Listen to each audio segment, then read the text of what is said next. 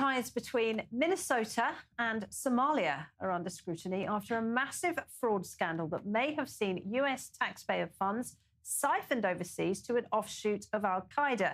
The US Treasury is investigating whether millions of dollars were stolen from Minnesota welfare programs and ultimately funneled overseas, potentially reaching the coffers of the group al-Shabaab. Well, the probe has put a new focus on the financial pipelines from the US to the Horn of Africa, and it's fielding calls by Republican lawmakers to tighten up oversight and move to ban or restrict groups they accuse of enabling Islamist networks such as CARE and the Muslim Brotherhood.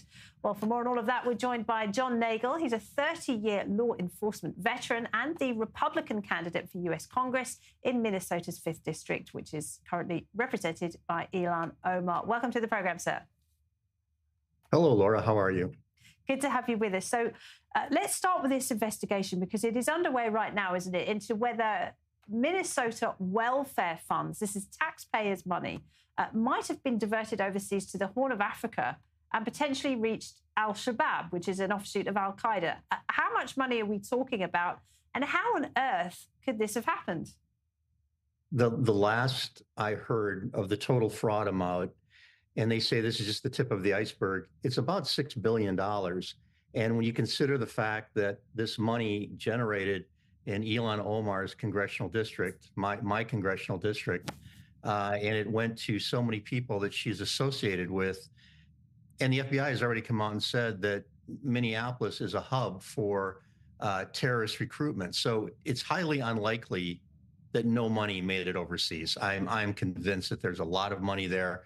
And that's why the federal government right now is going to investigate it so we can find out who's responsible, who had the money, and how it was filtered. Are you confident that that investigation will leave no stone unturned and that we will find out what has really happened? Yes, I do, because under President Trump's leadership, Secretary Rubio, we now have some of the best and brightest and finest people, unlike the Biden administration. We have people that actually care about Minnesota. They care about other countries, other people's lives. And I have no doubt that they will turn over every single stone. As a matter of fact, we have an investigator here in Minnesota now that is looking at Ilhan Omar's background. There was so much fraud back in the 80s when the immigration came here that people weren't vetted. So we're going to have to go back and look at an awful lot of people and find out if they should be here or not.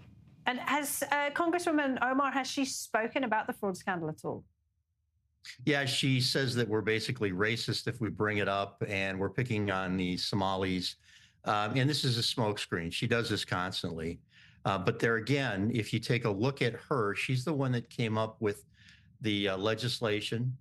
She is connected to the Safariland restaurant. That was sort of her hangout. And several of the people that were arrested and charged were from there. She's got a gentleman by the name of Saeed that was part of the restaurant. He's been put in jail. So she's part of the problem, and it's a Democrat problem because it goes from Walz to our AG down to her. Well, let's talk about political Islam and its influence in American public life, because the problem does seem to be getting worse. And it's not just on one side of the aisle either. We're seeing it across the board, people on the left, people on the right. Texas and Florida have taken steps to outlaw the Muslim Brotherhood and CARE.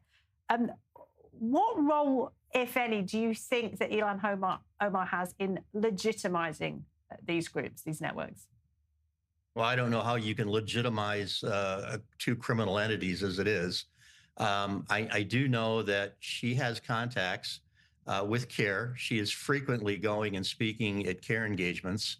And let's face it, when we say CARE, we might as well say Muslim Brotherhood. Well, we know that there are steps underway, but these are not federal moves, are they? Shouldn't there be a federal move to outlaw these groups? Yes, and President Trump is looking at outlawing the Muslim Brotherhood. I feel that CARE should go right along with it because they're connected at the hip. Turkey and Qatar are the biggest sponsors of the Muslim Brotherhood. Yet the Trump administration does seem to have a very warm relationship with these two countries. Would you like to see him take a step back? I think we should be very careful on who our friends are. I think we need to take a look at who our friends are in the past. I think people that haven't been honest with us, you need to take a second look at and determine on whether or not you really want to trust those people. Anybody that supports CARE or the Muslim Brotherhood is not a friend of the human race. Let's talk about Minnesota then, because the mayor of Minneapolis, he's an interesting character, isn't he? Jacob Frey. We see him actually, you know, he makes a real effort to accommodate the Somali population there, the large Somali population, and he regularly speaks Somali at public events. In your view, has that approach undermined integration in the United States? Well, in my opinion, the mayor is a clown. He's a dangerous clown. Instead of everyone learning English, he is now pandering to a particular group for one reason. He wants to get reelected. His efforts don't reflect all of Minneapolis. They reflect the group that he feels are going to get him reelected. If you look at our last election, he barely won. But people in Minneapolis realized, you know, what's the lesser of two evils? Omar Fateh or a mayor that allowed Minneapolis to burn. So Minneapolis didn't really have a good choice, and the mayor is not a good mayor. He's not pro-police, and he seems to just go with the flow. He's like a jellyfish that any way the wind blows or the water blows, that's the direction he goes in. I think he's a terrible mayor. Well, let's go back to Congresswoman Omar, because she's been in power for 7 years now. She's managed to see off multiple challenges. She has a pretty solid support behind her. Are you confident you can unseat her eventually?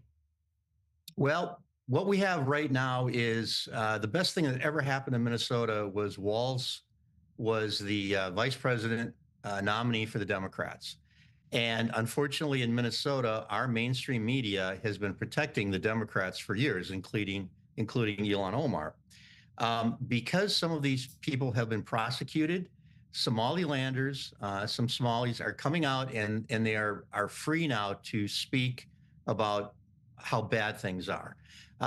If any of the members of the community were to bring up her background, whether she's legal, illegal, you know, whatever, they were threatened not to say anything. Now that they see that there are people being prosecuted and that there's actually somebody that they can go to, they're starting to come out of the woodwork. We just had somebody a couple of days ago talk to one of our local, I don't want to call them right wing, but very normal media outlets. And this young woman was very, very open about how they were threatened. And one of the people that threatened them was a person that was very, very close to Ilhan Omar. All right. Where is a group or where is a community supposed to go when the governor ignores you, the attorney general ignores you?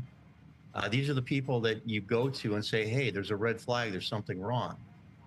They couldn't even go to them because our attorney general was meeting with some of the fraudsters. Wow, it's a fascinating story, and I'm sure we will cover it again. John Nagel, thank you very much indeed. Can I say one more thing? Please. My heart goes out to the people of Australia. You're a strong community. And as long as I am here, as long as President Trump is here, America will always stand next to Israel. It's easy to say that, but whether or not I'm elected to Congress, we will do everything that we can to make sure that we protect our friends and our neighbors. Thanks very much, John. Maybe we'll see you in Israel one day soon. Thank you very much for your kind words. Thank you.